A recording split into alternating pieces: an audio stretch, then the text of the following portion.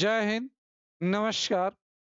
आशा है कि आप लोग स्वस्थ होंगे, मस्त होंगे और अपने लक्ष्य के प्रति समर्पित होकर कार्य कर रहे होंगे। 2023 अपने अंतिम दौर से गुजर रही है। नया वर्ष दस्तक देने जा रहा है। नए वर्ष के अवसर पर हम उम्मीद करते हैं कि आप सब लोग अपने लक्ष्य को प्राप्त करने के लिए एक नई रणनीति अभी से बना करके चल रहे होंगे, जिससे कि अगले वर्ष में सफलता आपका कदम चूमे। आगामी अंग्रेजी नववर्ष के लिए आप सभी प्रतिभागियों का हार्दिक शुभकामना प्रतिभागियों को हार्दिक शुभकामना और एक शिक्षक की तरफ से आप सभी को असीम आशीष। मित्रों, एक लंबे समय के बाद आज आपके साथ मैं सोशल मीडिया प्लेटफॉर्म या हम कहें डिजिटल प्लेटफॉर्म पर आपके साथ हम चर्चा पर चर्चा करने के लिए आ रहे हैं। आज से पुनः एक बार इकोनॉमी अर्थव्यवस्था की यह क्लास कंटिन्यूअस जारी रहेगी। आज हम आपके साथ चर्चा पर चर्चा करने जा रहे हैं balance of payment and balance of trade. Balance of payment and balance of trade जो प्रारंभिक परीक्षा के लिए, मुख्य परीक्षा के लिए, दोनों के लिए ही काफी महत्वपूर्ण है। भुगतान शेष और व्यापार शेष जो प्रारंभिक और मुख्य परीक्षा दोनों के लिए ही काफी महत्वपूर्ण है। तो आज हम इसी पर आपके साथ चर्चा पर चर्चा करेंगे कि बैलेंस ऑफ पेमेंट क्या होता, बैलेंस ऑफ ट्रेड क्या होता, इसके बारे में हम आपके साथ चर्चा पर। जब अंतर्राष्ट्रीय व्यापार की बात होती है, विदेशी व्यापार की बात होती है, तो यहीं पर जो है भुगतान शेष की भी बात होगी, व्यापार शेष की बात होगी। व्यापार शेष हो या भुगतान शेष हो, एक तरह से यह दोनों ही आयात और निर्यात के अंतर को व्यक्त करते हैं। व्यापार, विदेशी व्यापार के संदर्भ में दो शब्दों का प्रयोग किया जाता है, आयात और निर्यात, इंपोर्ट एंड एक्सपोर्ट। आयात का अर्थ है दूसरे देश से वस्तुएं मंगाना, निर्यात का अर्थ है दूसरे देश को वस्तुएं भेजना। जब भारत द्वारा संयुक्त राज्य अमेरिका को, इजराइल को, रसिया को कोई वस्तु भेजी जाती है तो इसे निर्यात कहा जाएगा। और जब भारत विदेशी देशों से कोई वस्तु खरीदता है, मंगाता है, तो इसे आयात कहा जाएगा। तो निर्यात और आयात के अंतर के संदर्भ में हम दो अवधारणाओं, व्यापार शेष और भुगतान शेष के बारे में हम पढ़ते हैं। एक हम चार्ट बनाने जा रहे हैं, उसके बाद हम इन दोनों की परिभाषा आपको हम देंगे।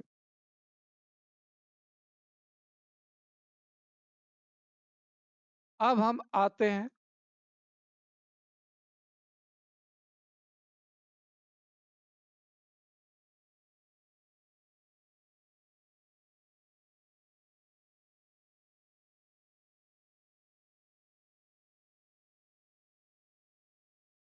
भुगतान शेष, बैलेंस ऑफ पेमेंट। भुगतान शेष, बैलेंस ऑफ पेमेंट। देखिए, भुगतान शेष की जब बात की जाती है तो इसको दो भागों में बांटा जाता है, चालू खाता, करेंट अकाउंट जिसे शॉर्ट में हम सीए लिख रहे हैं, दूसरा जो है पूंजीगत खाता।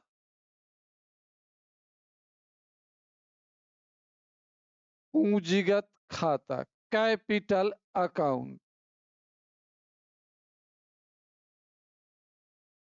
Capital account. जब चालू खाते की बात की जाती है तो इसके दो बार, एक होता व्यापार खाता, दूसरा सेवा संबंधी खाता। सेवा संबंधी खाता, व्यापार खाता और सेवा संबंधी खाता, यह चालू खाते के दो भाग हैं। पूंजीगत खाते में 5 मदें होती हैं। पहला स्वर्ण भंडार, स्वर्ण भंडार। दूसरा विदेशी निवेश, विदेशी निवेश। तीसरा विदेशी ऋण, विदेशी ऋण। चौथा एसडीआर। पांचवा रियल वास्तविक संपदा, वास्तविक संपदा, रियल इस्टेट। भुगतान शेष को हम दो भागों में बांटते हैं। व्यापार खाता जिसे व्यापार शेष कहा जाता है, दूसरा सेवा संबंधी खाता। व्यापार खाते में हम वस्तुओं के आयात निर्यात का अध्ययन करते हैं, दृश्यगत वस्तुओं का अध्ययन कर। सेवा संबंधी खाते में मुख्य रूप से सेवाओं का अध्ययन किया जाता है। सेवा संबंधी खाते में सेवाओं के साथ साथ पर्यटन और उपहार से संबंधित मदों का भी अध्ययन किया जाता। तो हम भुगतान शेष को परिभाषित करने के पहले हम थोड़ा सा व्यापार खाते को परिभाषित करेंगे। उसके बाद देखिए, व्यापार खाता, ट्रेड अकाउंट, ट्रेड अकाउंट। व्यापार खाता मुख्य रूप से दृश्यगत वस्तुओं के आयात निर्यात के बारे में बताता। यह किसके बारे में बताता है? दृश्यगत वस्तुओं के,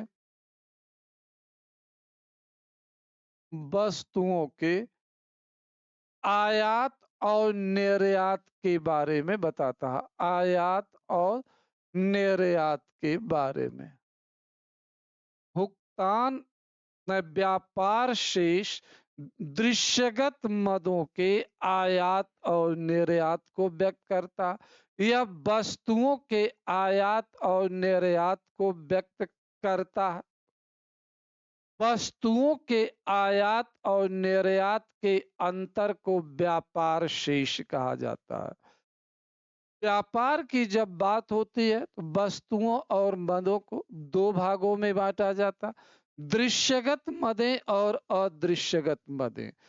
ऐसी मदें दृश्यगत मद कहलाती है जो दिखाई पड़ती है, जिसका रंग रूप आकार होता, भौतिक आकार, जिसे हम छू सकते हैं, स्पर्श कर सकते हैं, और व्यापार करते समय जिसका बंदरगाहों पर लेखांकन किया जाता है, उसे हम दृश्यगत मदें कहते हैं। तो व्यापार खाते में दृश्यगत वस्तुओं के आयात और निर्यात के अंतर को आपसे पूछा जाए what is balance of trade, तो आप कहना कि बैलेंस ऑफ ट्रेड दृश्यगत वस्तुओं के निर्यात और आयात को व्यक्त करता है। दृश्यगत मदों के निर्यात और आयात के अंतर को व्यापार शेष व्यक्त करता। तो आपसे पूछा जाए कि व्यापार शेष क्या बताता है, व्यापार शेष बैलेंस ऑफ ट्रेड, तो आप यही कहना दृश्यगत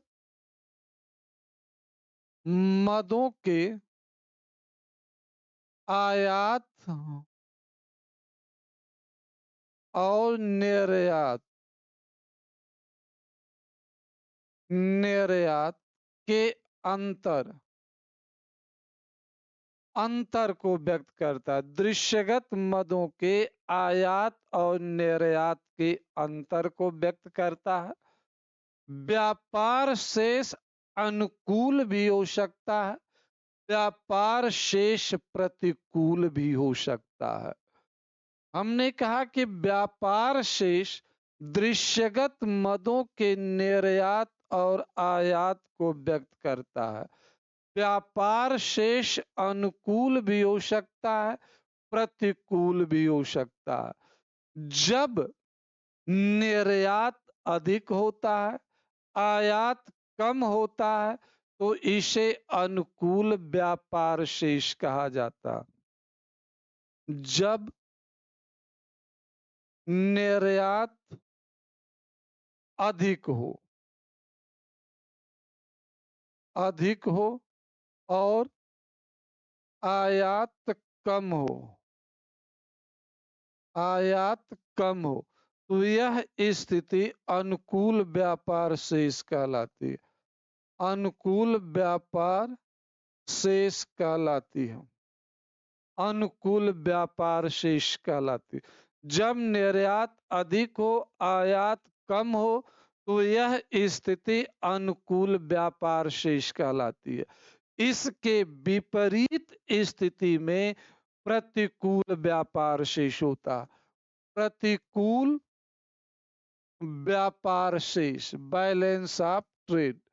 प्रतिकूल व्यापार शेष में आयात अधिक होता है, आयात अधिक होता है और निर्यात कम होता है, और निर्यात कम होता है, कम होता है। आयात अधिक होता है और निर्यात कम होता है प्रतिकूल व्यापार शेष में। आप फिर एक बार देखिए, आपसे पूछा जाए what is balance of trade, तो your answer should be balance of trade shows that status of export and import of visible items। यह आयात और निर्यात के अंतर को व्यक्त करता है। It shows that differences between export and import of visible items। Understood? व्यक्त करता है। प्रतिकूल व्यापार शेष, एडवर्स व्यापार शेष। एडवर्स व्यापार शेष का मतलब होता है जब हमारा आयात अधिक हो और निर्यात कम हो, तो यह स्थिति एडवर्स बैलेंस ऑफ पेमेंट की होती है। इसी को व्यापार घाटा भी कहते हैं। व्यापार घाटा क्या बताता है? ट्रेड डिफिसिट क्या होता है? आयात और निर्यात का अंतर। दृश्यगत वस्तुओं के निर्यात और आयात का अंतर। व्यापार घाटा बताता है कि दृश्यगत वस्तुओं का आयात निर्यात से अधिक। सपोज दैट आयात 10 करोड़ है और निर्यात 8 करोड़ है, तो इन दोनों का अंतर 10 माइनस 8 2 करोड़, तो यह हमारा व्यापार घाटा हुआ। प्रतिकूल व्यापार शेष हमेशा व्यापार घाटे को व्यक्त करता है और अनुकूल व्यापार शेष विदेशी व्यापार से लाभ की स्थिति को व्यक्त करता है। अनुकूल व्यापार शेष विदेशी व्यापार से लाभ की स्थिति को व्यक्त करता है, जबकि प्रतिकूल व्यापार शेष हमेशा घाटे की स्थिति को व्यक्त करता। अंडरस्टूड? चलिए, तो अभी हम आपको बताए अनुकूल और प्रतिकूल व्यापार शेष। तो हम डिस्कस करने जा रहे थे balance of payment and balance of trade. तो हमने बैलेंस ऑफ ट्रेड के बारे में आपको बताया कि बैलेंस ऑफ ट्रेड दृश्यगत वस्तुओं के आयात और निर्यात को व्यक्त करता है। जब दृश्यगत वस्तुओं का निर्यात अधिक होगा, आयात कम होगा, तो इसे अनुकूल व्यापार शेष कहते हैं। इसके विपरीत स्थिति को प्रतिकूल व्यापार शेष कहा जाता है। अंडरस्टूड। अब हम अनुकूलता और प्रतिकूलता की बात तो कर लिए। व्यापार घाटा बता दे। देखिए, हमने ऊपर लिखा भुगतान शेष का एक चार्ट। भुगतान शेष के दो पार्ट होते हैं, एक चालू खाता और दूसरा पूंजीगत खाता। तो अभी हमने चालू खाते का एक भाग जो होता है व्यापार खाते के बारे में हमने आपके साथ डिस्कस किया कि व्यापार खाता जो होता है आयात और निर्यात के बारे में बताता। व्यापार खाता किसके बारे में बताता है? आयात और निर्यात के बारे में।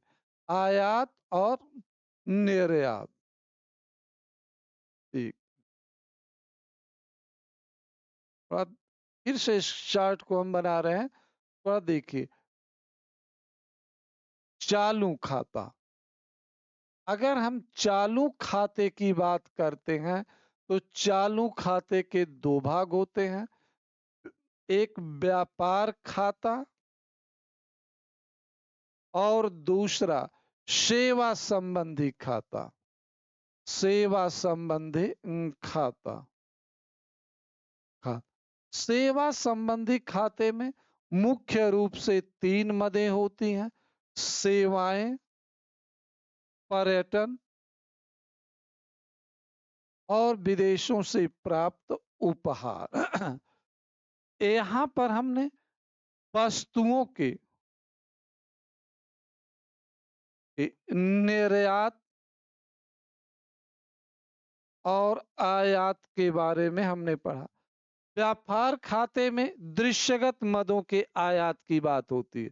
सेवा संबंधी खाते में अदृश्यगत मदों के आयात और निर्यात की बात होती है। यहाँ पर जो होता है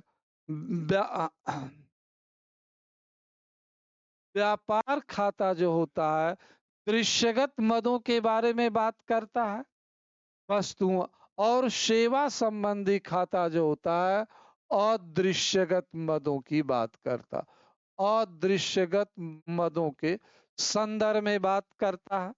तो सेवा संबंधी खाते में सेवाएं आती हैं, जैसे मेडिकल सर्विसेज आ गई, या आपका जो है बैंकिंग सर्विसेज आ गई, एजुकेशन सर्विसेज आ गई, कम्युनिकेशन आ गया। ये सब सेवाएं, इनके व्यापार से हमें क्या मिल रहा?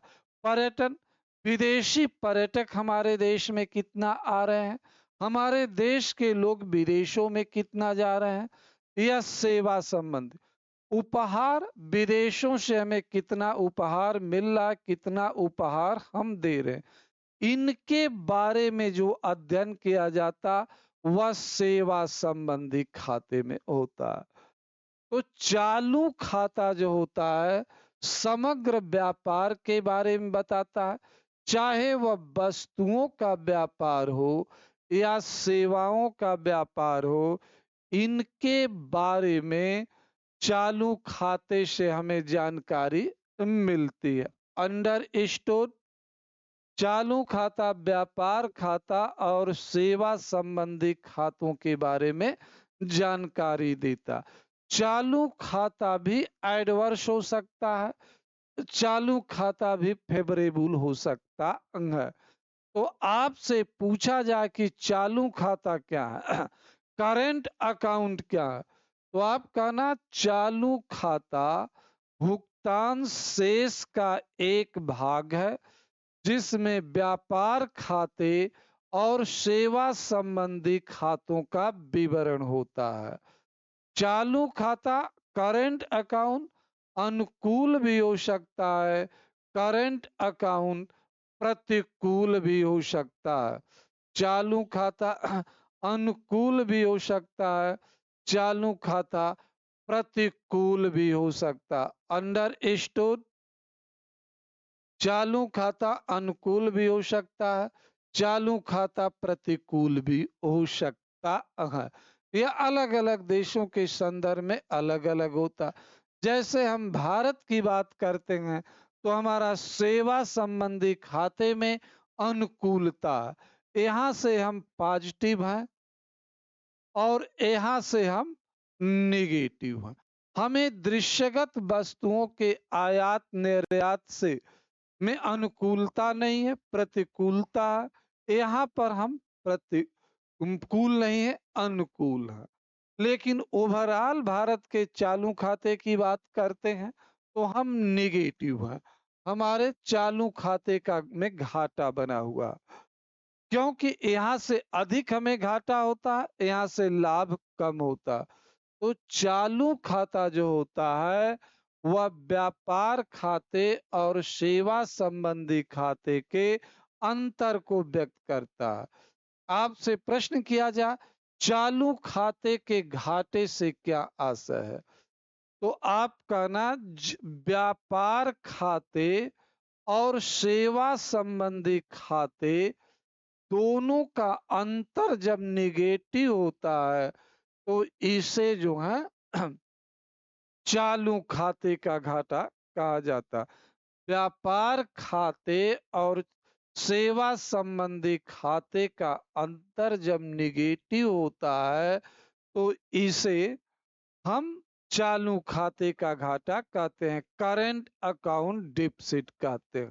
तो भारत के बारे में जब बात करते हैं तो सेवा संबंधी खाते में अनुकूलता है और व्यापार संबंधी खाते में प्रतिकूलता। यहाँ से डायरेक्ट प्रश्न पूछे जाते हैं प्रारंभिक परीक्षा में कि सेवा संबंधी खाते में एक सम्मिलित मदें क्या क्या। तो सेवा संबंधी खाते में मुख्य रूप से 3 मदें सम्मिलित: सेवाएं, पर्यटन और उपहार। सेवाएं, पर्यटन और ऑप्शन सीधे दे दिया जाता है, इनमें से कौन मद सम्मिलित है, कौन मद नहीं सम्मिलित है। अंडरस्टूड? तो अब आते हैं पूंजीगत खाता, कैपिटल अकाउंट। पूंजीगत खाता, कैपिटल अकाउंट।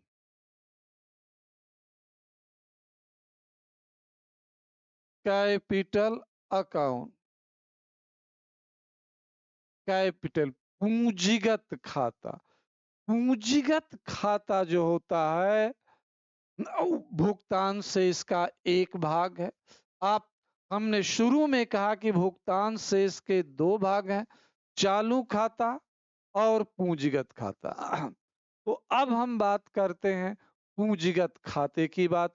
तो पूंजीगत खाते में 5 मदें होती। सबसे हमने कहा विदेशी ऋण, दूसरा हमने कहा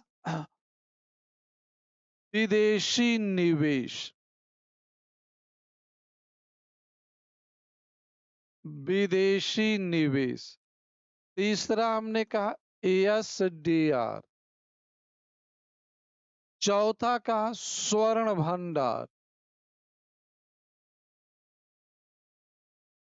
पांचवा हमने कहा वास्तविक संपदा।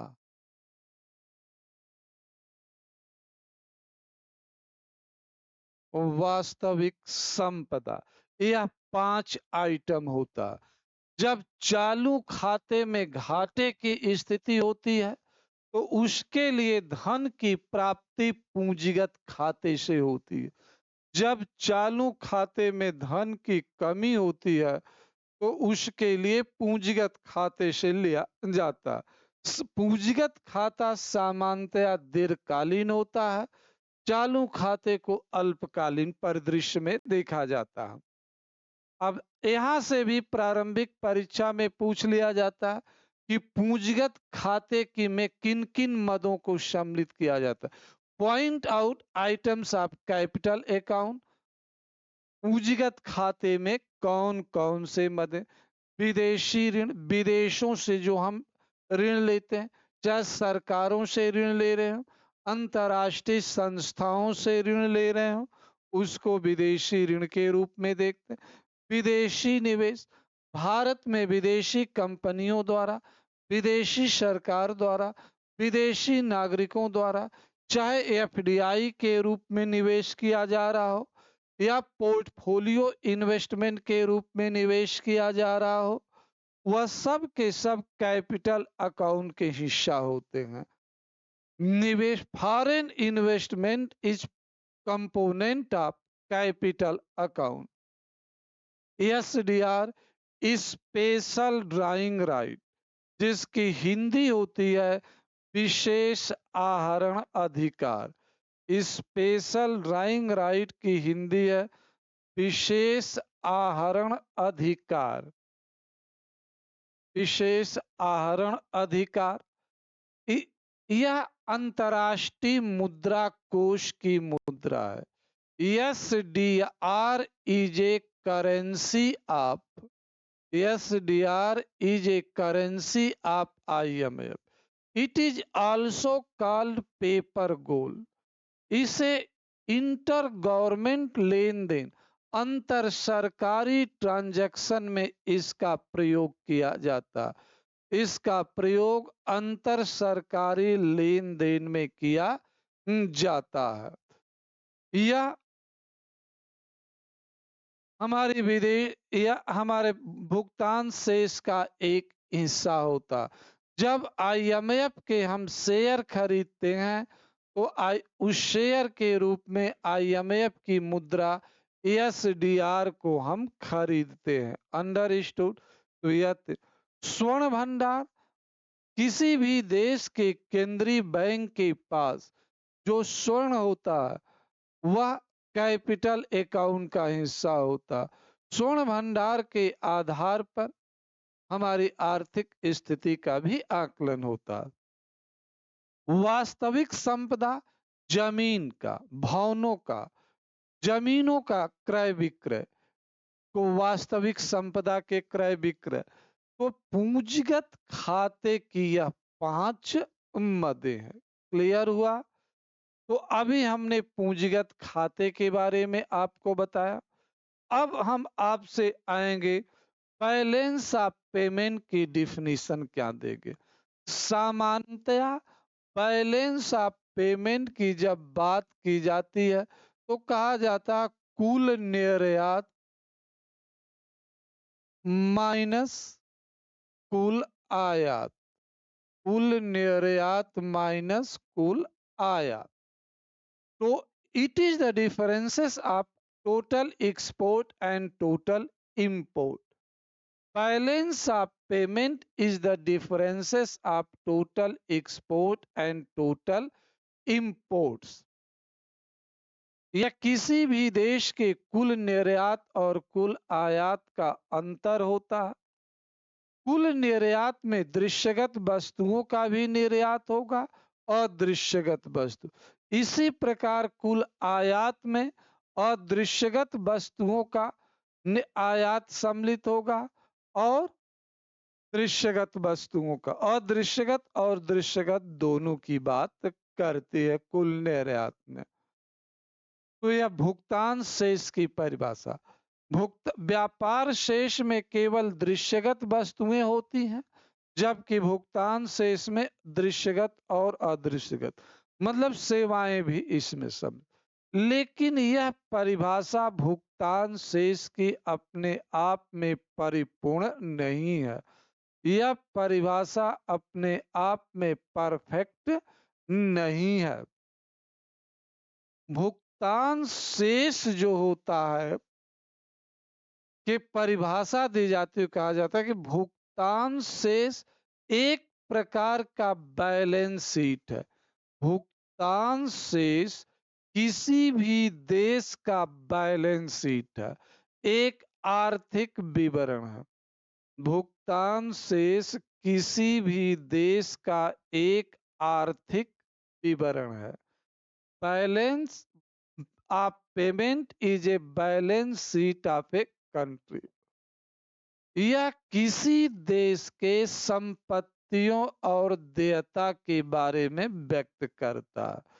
किसी देश के नागरिकों का शेष विश्व के साथ किए गए लेन देन के विवरण को बैलेंस ऑफ पेमेंट शो करता। Balance of payment show that all transaction of a citizen of country with rest world। भुगतान शेष किसी देश के नागरिकों का शेष विश्व के निवासियों के साथ किए गए सभी प्रकार के लेन देन के विवरण को व्यक्त करता। अंडरस्टूड। तो हमने कहा कि भुगतान शेष आर्थिक विवरण है। यह बताता है कि हमारी विश्व के साथ हमारी लेनदारी कितनी है, विश्व को हमें देना कितना है, इसके बारे में बताता है। तो balance of payment balance of trade की तुलना में एक व्यापक अवधारणा। Balance of payment is a wide concept whenever balance of trade is a narrow concept। Balance of payment is a wide concept when balance of trade is a narrow concept। Understood। चलिए अब हम आगे बढ़ते हैं। प्रश्न उठता है कि बैलेंस ऑफ पेमेंट और बैलेंस ऑफ ट्रेड में अंतर क्या होता है।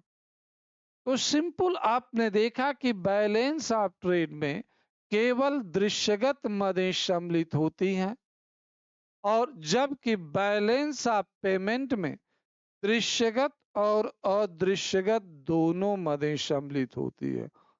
बैलेंस ऑफ पेमेंट में दृश्यगत और अदृश्यगत दोनों मदें सम्मिलित होती हैं। Balance of trade only cover visible items। Balance of trade does not cover invisible item। Whenever balance of payment cover both visible and invisible item both। First difference है। Second difference, दूसरा अंतर है कि व्यापार शेष खाते का निर्माण अकाउंटिंग की सिंगल एंट्री सिस्टम के द्वारा किया जाता है। भुगतान खाते का निर्माण लेखांकन के सिंगल एंट्री सिस्टम के माध्यम से किया जाता। Balance of trade trade account is to be constructed through single entry system of accounting whenever balance of payment is constructed through double entry system of accounting. दूसरा अंतर मैंने बताया कि व्यापार शेष खाते का निर्माण जो होता है वह लेखांकन की एकल प्रविष्टि प्रणाली सिंगल एंट्री सिस्टम के माध्यम से होता है, जबकि भुगतान शेष खाते का निर्माण लेखांकन की डबल एंट्री सिस्टम के आधार पर किया जाता है। दूसरा अंतर बता। तीसरा अंतर होता, balance of trade should be balance and unbalance. Balance of trade में बी बैलेंस और अनबैलेंस बोथ। मतलब व्यापार शेष संतुलित और असंतुलित कुछ भी हो सकता। सर्टेनली हम नहीं कह सकते कि व्यापार शेष हमेशा बैलेंस होता है। We can not say that balance of trade always balance. Balance of trade में बी बैलेंस्ड और बैलेंस ऑफ ट्रेड में बी अनबैलेंस, यह दोनों हो सकता है। Understood. Balance of payment always balance because balance of payment account prepared by double entry system of accounting। भुगतान से सदैव संतुलित होता, इसका कारण है कि बैलेंस ऑफ पेमेंट, भुगतान शेष खाते का निर्माण लेखांकन की दोहरी प्रविष्टि प्रणाली के आधार पर किया जाता। तो हमने बैलेंस ऑफ पेमेंट और बैलेंस ऑफ ट्रेड में 3 अंतर बताया। वो एक बार मैं फिर इसको रिपीट कर रहा हूं। बैलेंस ऑफ ट्रेड हमेशा, बैलेंस ऑफ ट्रेड संतुलित भी हो सकता है, असंतुलित भी हो सकता है। हम सर्टेनली नहीं कह सकते कि हमेशा संतुलित होगा, जबकि भुगतान शेष हमेशा संतुलित होता है। बैलेंस ऑफ ट्रेड खाते का निर्माण लेखांकन की सिंगल एंट्री सिस्टम के अनुसार होता है, जबकि भुगतान शेष खाते का निर्माण लेखांकन की दोहरी प्रविष्टि प्रणाली के आधार पर होता है। अंडरस्टूड। तीसरा अंतर जो है, बैलेंस ऑफ पेमेंट में दृश्यगत और अदृश्यगत दोनों मदें होती हैं, जबकि यहाँ पर केवल दृश्यगत मदें होती है मित्रों। अंडरस्टूड। यही मैंने अभी आपको बताया। तो अभी मैंने डिस्कस किया आपके साथ what is balance of payment, what is component of balance of payment, balance of trade क्या है, करंट अकाउंट क्या है, कैपिटल अकाउंट क्या है, इनके कंपोनेंट है, इनके बारे में हमने डिस्कस किया। करंट अकाउंट शॉर्ट टर्म माना जाता है, बैलेंस ऑफ पेमेंट या कैपिटल अकाउंट लॉन्ग टर्म माना जाता है।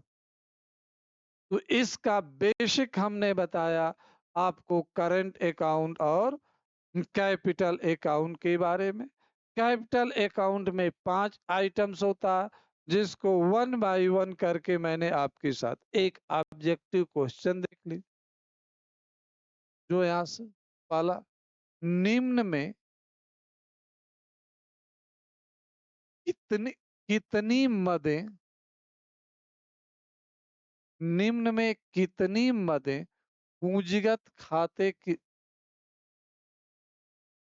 पूंजीगत खाते की मदें हैं, मदें। फर्स्ट,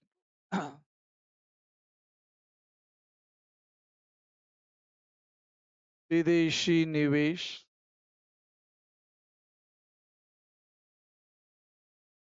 दूसरा, विदेशी ऋण।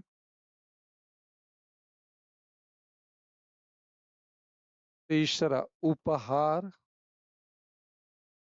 चौथा, एएसडीआर। विकल्प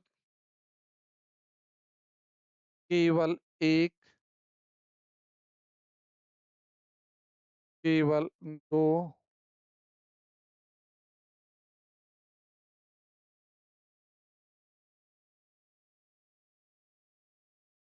केवल एक, केवल दो, से केवल तीन, डी सभी। यह प्रश्न, हमारा प्रश्न है कि उपरोक्त में कितनी मदें पूंजीगत खाते की मदें हैं। यह 4 मद दी गई है। इन 4 में से कितनी मदें पूंजीगत खाते की मद, 1 मद, 2 मद, 3 या सभी। तो देखो, अब यहाँ पर पीछे जो चार्ट बनाया, तो मैंने कहा कि पूंजीगत खाते में 5 मदें होती है। विदेशी निवेश, विदेशी ऋण, उपहार और यस, विदेशी निवेश, विदेशी ऋण, एसडीआर, स्वर्ण भंडार और वास्तविक संपदा। यह 5 मदें होती हैं। तो इनमें से जो है पहला, दूसरा और चौथा, यह पूंजीगत खाते की मद है। उपहार चालू खाते की मद है। तो 3 मदें जो हैं पूंजीगत खाते की मद है।